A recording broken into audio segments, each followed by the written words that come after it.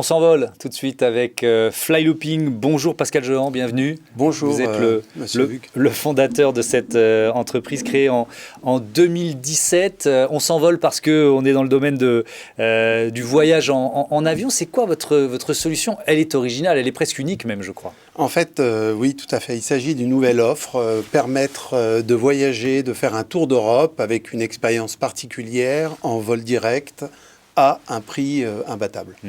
Et donc c'est quoi? C'est un algorithme? C'est un logiciel qui permet de faire ça? Alors c'est dédié, d'abord c'est une plateforme B2C, Ouais. c'est dédié à des jeunes, des moins jeunes, un petit peu toute population. Ça repose effectivement sur l'analyse de données. Il y a à peu près 21 millions de vols chaque année et plus de 300 millions de... pas en ce moment, mais de personnes qui voyagent en Europe. Et l'algorithme va optimiser plusieurs tronçons de voyage pour fournir ce qu'on appelle une loupe, qui est constituée de plusieurs destinations avec comme leitmotiv un prix vraiment bas, puisqu'il va combiner des allées avec des retours, chose que l'être humain ne pourrait pas faire dans son intégralité. Et vous êtes les seuls à proposer ça chez Flylooping? Alors, il n'y a pas d'équivalent. Il y a certains concurrents qui proposent d'organiser ce type de voyage dans le même esprit gamifié, simple, etc. Mais on a une originalité, effectivement. C'est pas un comparateur de prix, c'est pas exactement ça. Non, tout à fait. C'est ni un comparateur de prix, ni une redirection vers des compagnies aériennes. En fait, on gère l'ensemble du process de bout en bout jusqu'à la fin avec, au final, la solution clé en main qui est de fournir les billets d'avion, toutes compagnies confondues. Donc on peut gagner du temps et de l'argent grâce à votre solution. Exactement. En fait, l'idée, c'est de rechercher, suivant la thématique choisie, les dates choisies, les villes que l'on souhaite visiter, de fournir, d'optimiser le trajet et le coût vraiment à un prix défiant toute concurrence. Alors l'idée, moi je la trouve très bonne. Évidemment, le contexte, il est compliqué. Voilà, c'est le trafic aérien, il est ce qu'il est.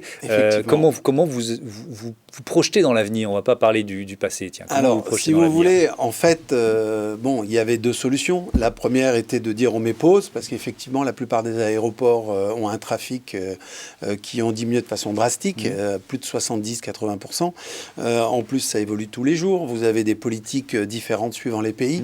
On a volontairement fait le choix de laisser en fait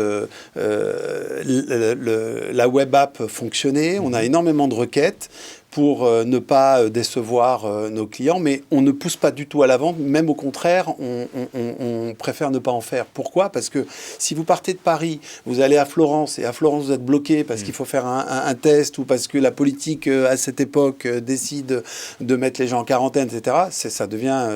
donc en fait, par bienveillance, on ne pousse pas à la vente. Donc effectivement, depuis un an, on a décidé de mettre à profit notre énergie, non pas dans la vente, mais dans le développement d'une app, qui sera l'équivalent de la web app, et de tisser des partenariats pour que le moment venu, parce qu'il est évident qu'après cette période-là où il y a énormément de gens déprimés, les gens vont vouloir voyager. Et là, il faudra être là, et on est là. Il faudra être présent avec cette app. On va découvrir l'invité que vous avez choisi pour aller plus loin dans votre écosystème.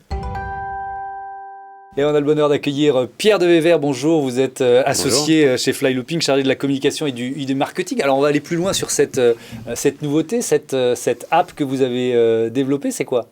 Alors, en fait, quand on a eu cette idée, quand Flylooping est né, l'idée c'était d'offrir une expérience. Pascal l'a dit tout à l'heure.